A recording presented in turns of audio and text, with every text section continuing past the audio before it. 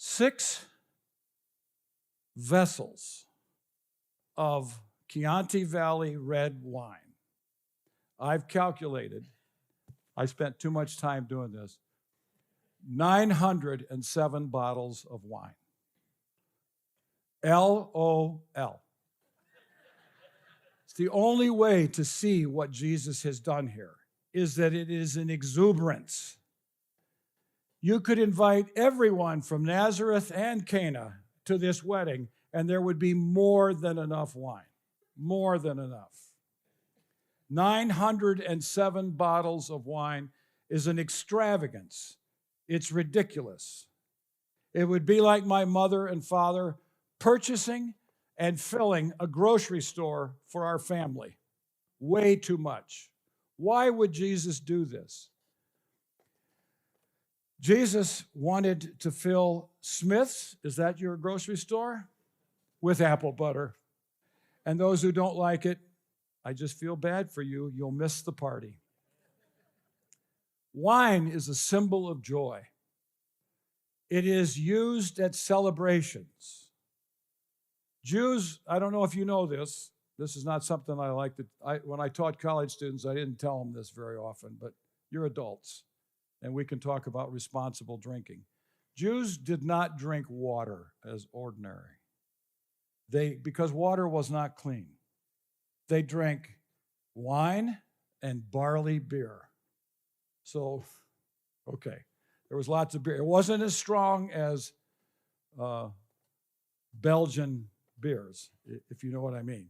It wasn't that kind of thing, but this is what they drank as an ordinary thing. But they knew what joy was at celebration, and their weddings could take a week, where every evening was a party and a celebration of a new family, of new people coming together, and everybody in the neighborhood wanting to participate in it. 907 bottles is an abundance of joy, joy overflowing, uber joy, and uber celebration. It's like what happened when the Cubs won the World Series, or when the Raiders won the Super Bowl. Did that ever happen? A long time ago. Well, the Cubs won in 1908, and then 108 years later. So we were waiting, and we were ready, year after year after year. So the wine at Cana was abundantly extravagant in its provision. And John closes down this episode in John chapter 2 in verse 11 with this, and this is where we have to concentrate. What Jesus did there, here in Cana of Galilee, was the first of the signs through which he revealed his glory. There are 7 signs in the Gospel of John, probably. Now, scholars debate this, and that's what scholars do.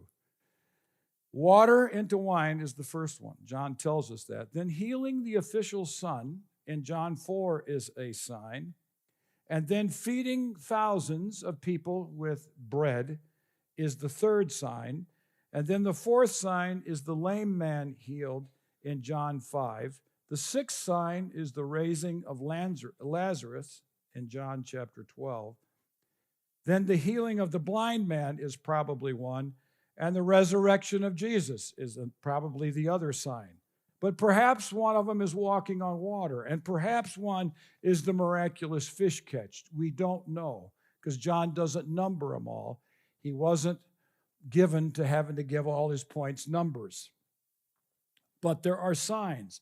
A sign for John, this is his special word. The Gospel, Matthew, Mark, and Luke call them miracles and works of power. John calls them semeion, signs.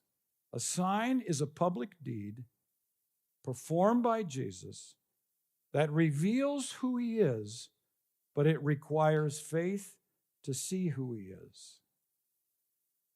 And he wants us to perceive the truthfulness of who he is on the basis of this action.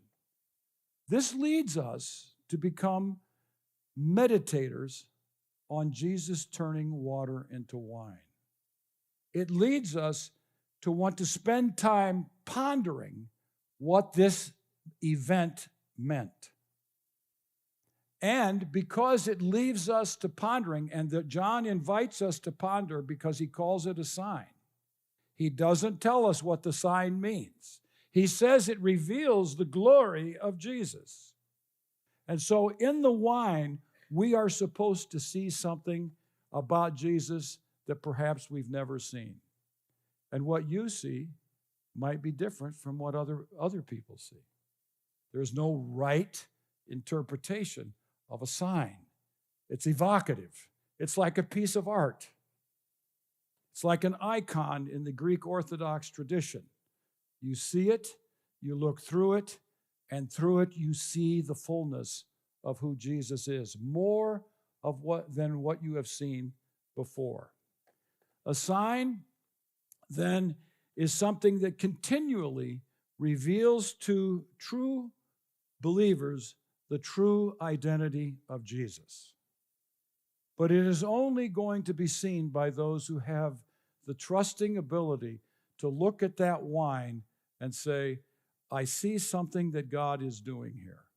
The transforming power of God to turn water into wine, to turn ordinary purification water into the wine that leads to the celebration of the presence of God in our world.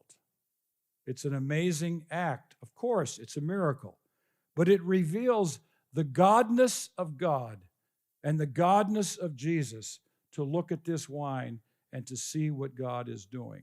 It leads to iconic moments when we ponder the wine that Jesus has made, and it leads us to think about him and what he has provided. What we see, at least in the Jesus wine, I'm going to call this Jesus wine. What we see in the Jesus wine is that Jesus can transform ordinary organic materials into something far more than what it was before. What we see in Jesus wine is that Jesus is more than enough. He will provide more than enough.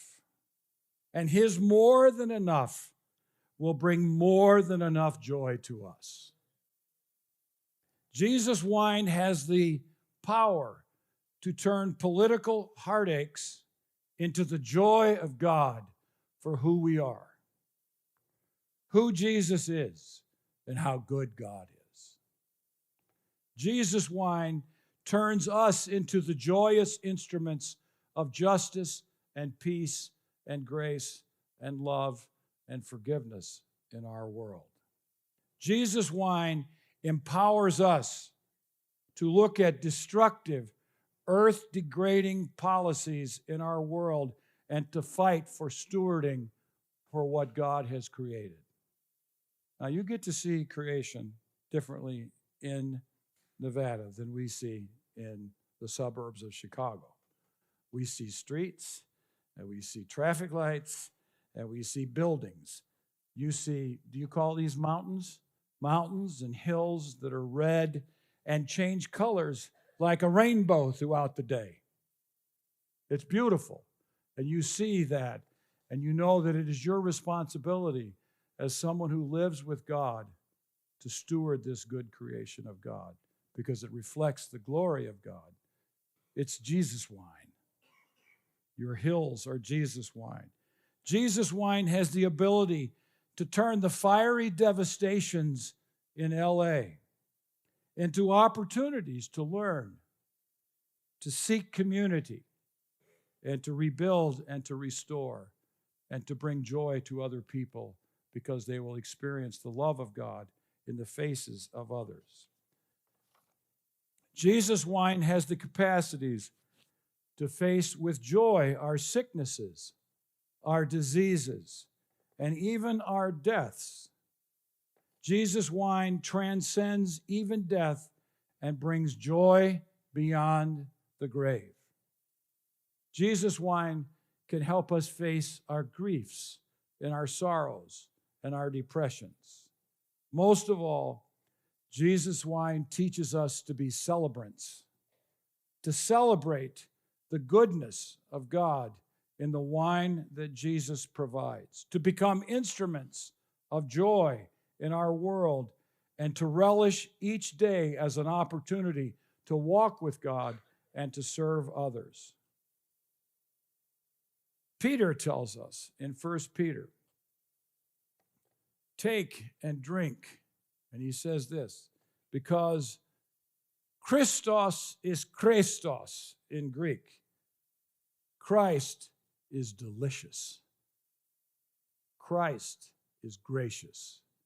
Christ is kindness. Christ is sweet.